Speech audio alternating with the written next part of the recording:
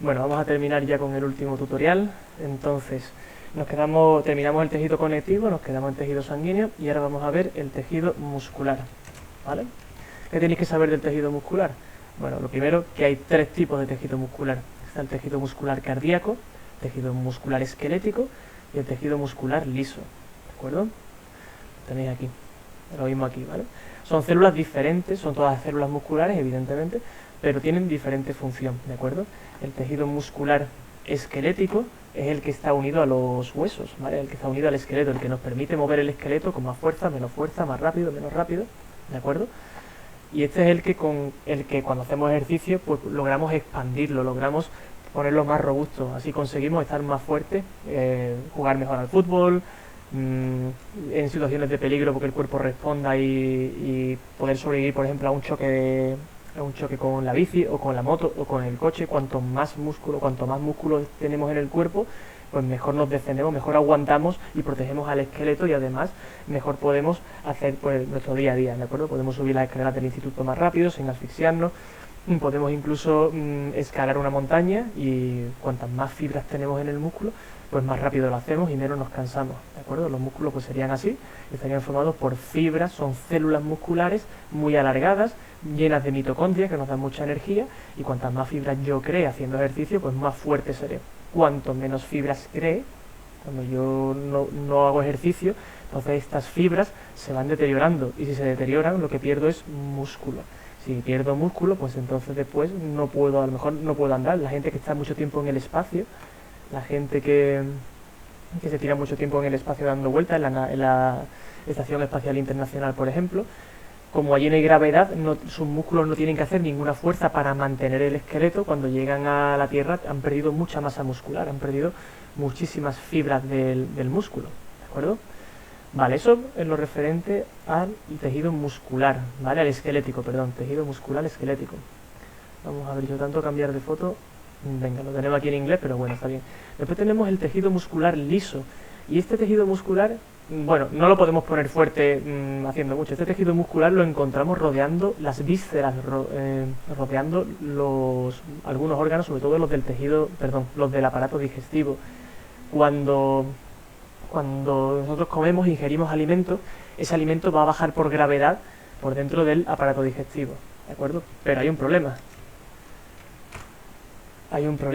Y es que, venga, cuando lo masticamos y todo eso, lo tragamos, va bajando por gravedad, pero cuando llega aquí, este recodo, por ejemplo, todos estos recodos por gravedad no van a bajar. ¿Cómo consigo que la comida no se quede aquí, se pudra y pueda llegar a salir por el ano, lo que ya no necesitamos? Pues con estas células de músculo liso, ¿de acuerdo? Estas células de músculo liso lo que hacen es moverme mis vísceras, moverme mis órganos, para que pueda transportarse el alimento desde la boca, esófago, estómago, intestino delgado, intestino grueso, hasta después echarla fuera, ¿de acuerdo? Incluso este tejido muscular liso mantiene las tripas en su sitio, este tejido muscular liso mantiene el hígado en su sitio, presiona la vesícula biliar para que la bilis se eche se vierta dentro del intestino.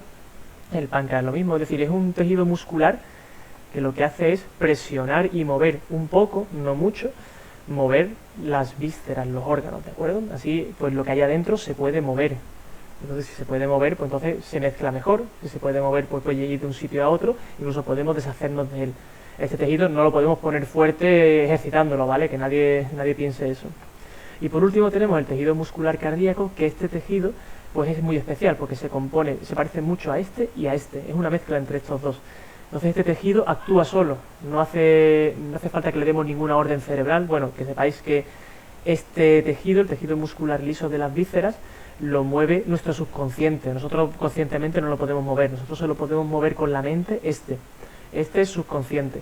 Y el tejido muscular cardíaco es especial porque no se cansa nunca, por ejemplo. Bueno, evidentemente algún día se va a cansar, se va a parar, y entonces cuando vamos a morir nos va a dar un infarto de miocardio, ¿vale? O un infarto de pericárdico, da igual, nos va a dar un infarto, se va a parar el corazón algún día. Pero si os fijáis, cuando nosotros corremos, el corazón late más deprisa, late con más fuerza, pero no se cansa. Nuestros músculos sí, cuando hacemos 20 flexiones o 50 flexiones, el músculo se cansa, pero este no. Por eso digo que es un tejido muscular muy especial, y por eso tenemos estas tres divisiones. este no se cansa nunca. Llegará un momento, por supuesto, en que se canse y que cada vez pues trabaje peor. Entonces será el momento de morir. Pero mientras tanto es un músculo o un tejido muscular que actúa independientemente de lo que yo piense, depende un poco del subconsciente, del sistema nervioso autónomo que se llama, al igual que este, que realmente aumenta la frecuencia cardíaca, aumenta el número de latidos o los disminuye en función de la situación en la que yo me encuentre y lo que yo percibo del exterior. Pero sí, para que os quede claro, este tejido no se cansa nunca, está hecho de unas fibras que son una mezcla entre estas y estas, tienen tanta fuerza como esta, pero al mismo tiempo tienen la capacidad de movimiento y de no... O sea, el corazón no se pone... Es cierto que tú cuando haces ejercicio el corazón lo puedes poner más fuerte, pero no lo vas a poner nunca como un músculo, es decir, el corazón no va... Se puede aumentar su tamaño, pero nunca mucho, porque entonces no cabría dentro de tu capacidad torácica, ¿vale? No cabría dentro de tus pulmones o los aplastaría.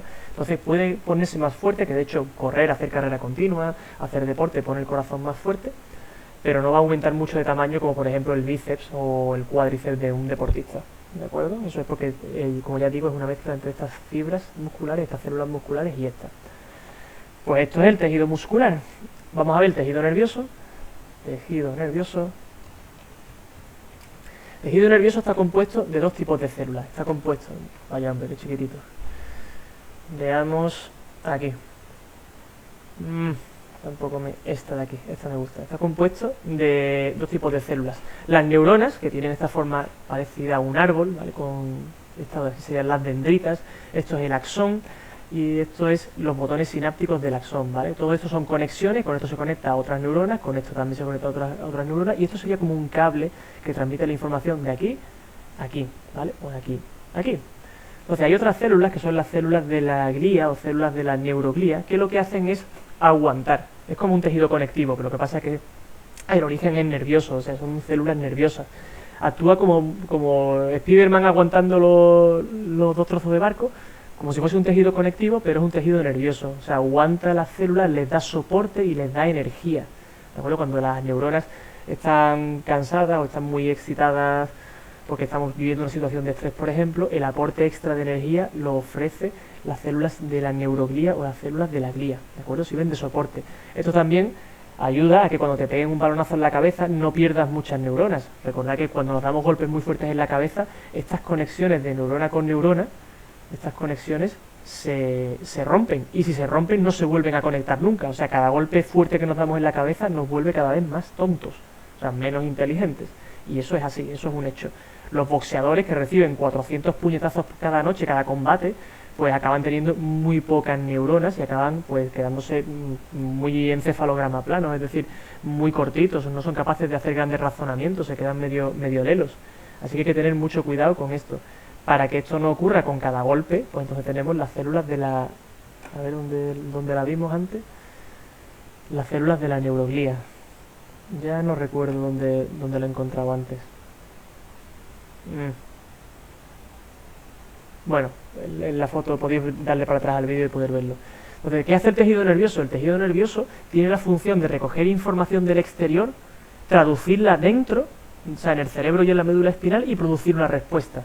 Y esto es lo que estudiamos con el arco reflejo, que esto os tiene que sonar. El arco reflejo, por ejemplo aquí, yo tengo una neurona que toco un cactus, por ejemplo, me pincho, esa información viaja por esa neurona, por los axones de esa neurona, viaja a la médula espinal, que es esto, y entonces sube al cerebro y el cerebro advierte que nos estamos pinchando con algo.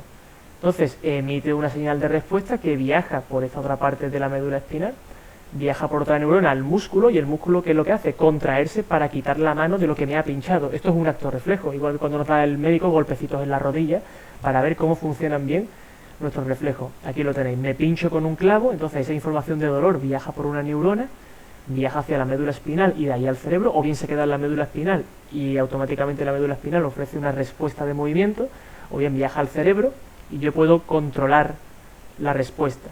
Esto, por ejemplo, es muy importante porque hay mucha gente que dice, es que yo soy muy impulsivo, es que yo soy pues una persona que tal como viene lo suelto, como lo pienso lo digo. Digo, cuidado, lo que me estás diciendo es que tu columna vertebral tiene más poder sobre ti que tu cerebro, y eso no es verdad. Lo que estás haciendo es engañarte a ti mismo. Los animales, la mayoría, no tienen un cerebro como el nuestro, tienen un cerebro mucho más pequeño, muchísimo más pequeño. No conocen el lenguaje, no son conscientes ni siquiera de que existen. Los animales no saben que existen, o sea, simplemente viven. ¿Por qué? Porque la función cerebral suya es muy limitada, igual que la de la columna vertebral, que se dedica al instinto. Es decir, la columna vertebral lo que hace es dominar tu instinto. Si tú eres una persona, evidentemente, ser humano, tienes cerebro, si tú dejas que tus instintos gobiernen tu vida, te pareces mucho a un animal. Sin embargo, si utilizas el cerebro para controlar las respuestas, no digo esta en concreto, ¿vale?, de pincharse o quemarse, pero que sepáis que todo nace de aquí.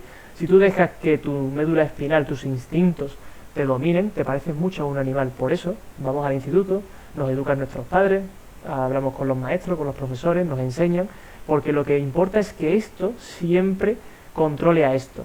En algunos casos esto actuará solo porque necesitamos sobrevivir, cuando es inevitable escuchar un disparo y nos tiramos al suelo y nos agachamos. Estos son mecanismos de supervivencia, no tenemos que pensarlo tanto tiempo. Escucha un disparo, tal, porque en ese tiempo lo mismo nos puede dar a nosotros la bala. Entonces tenemos que saber cuándo dejar que nuestro instinto nos proteja y cuándo dejar que opere nuestro cerebro. Y normalmente en sociedad esto es lo que tiene que dominarnos, ¿de acuerdo? El cerebro.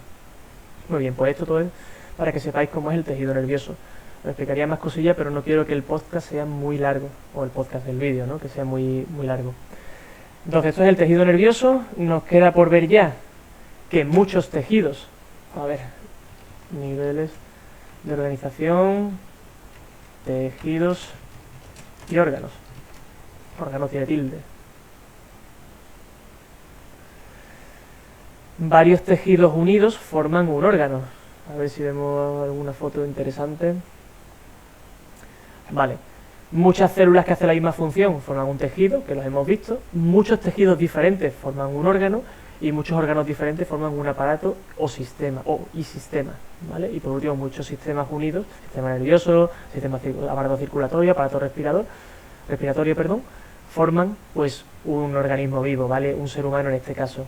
Bueno, esto es muy importante, tenéis que saber que las células, bueno, estos son los niveles de organización, las células se unen en tejidos, tejidos en órganos, órganos en aparatos y sistemas, y por último, ser vivo, ¿de acuerdo? Esto es lo que tenéis que saber de la página 38, tenéis que diferenciar los aparatos de los sistemas, de los órganos, saber de qué se componen, ¿vale? Y por último, y termino ya este tema, y ya haremos el examen la semana que viene, esta semana no, porque tenemos que hacer actividades la semana que viene. Vamos a explicar lo que es el medio interno y la homeostasis. ¿Qué es el medio interno? Medio interno. ¿Vale? Yo creo que con esto... El medio interno es un líquido en el que están inmersos todas las células de nuestro cuerpo, ¿de acuerdo? Tiene contacto con el exterior. Este medio interno lo que hace es amortiguar las variaciones del exterior, variaciones de temperatura, de salinidad, de oxígeno, de dióxido de carbono, de luz. Amortigua lo que hay fuera con respecto a lo que hay dentro. Eso es el medio externo, ¿de acuerdo? El medio interno de nuestro cuerpo. Entonces, muchas veces los gases también salen de las paredes de los capilares, ¿no?, de los vasos sanguíneos. Salen los gases, sale un poquito de agua, de plasma, ¿de acuerdo? Y ese medio interno pues también tiene unas células que lo protegen. Muchas veces tenemos infecciones, por ejemplo, en la pleura del pulmón, ¿no?, en lo que hay entre lo que es el órgano pulmón y lo que son los tejidos epiteliales y conjuntivos, ¿vale?, que son de sostén, como hemos dicho. Ahí a veces, ahí lo que hay es medio interno, que actúa de lubricante para que, por ejemplo, el pulmón pues no se estropee mucho cuando respiramos contra las costillas. Pues hay un medio interno. Ese líquido también tiene células que lo protegen, y es muy importante porque ahí podemos tener infecciones también, ¿vale? Eso para que sepáis lo que es el medio interno. El medio interno también tiene nutrientes, también tiene oxígeno, es decir, las células adyacentes, es decir, las células que están cerca del medio interno, toman nutrientes del mismo medio, ¿de acuerdo? Por ejemplo, esto es un vaso sanguíneo, aquí tenemos una célula aquí fuera, aquí tenemos nutrientes, ¿de acuerdo? Es decir, nuestro cuerpo se nutre también de ese líquido que rodea nuestros órganos, que rodea nuestros vasos sanguíneos, que tienen nutrientes y gases, ¿de acuerdo? Entonces, lo siguiente es la homeostasis, que es importante, el concepto de homeostasis. ¿Qué es la homeostasis? Homeostasis. La homeostasis es el conjunto de procesos que mantiene las condiciones internas de mi cuerpo diferentes de las externas. Es decir, mi cuerpo, si fuera, cuando yo voy al instituto, fuera hace 10 grados, mi cuerpo no está a 10 grados. Entonces seríamos como los lagartos, ¿verdad? Vamos a ver.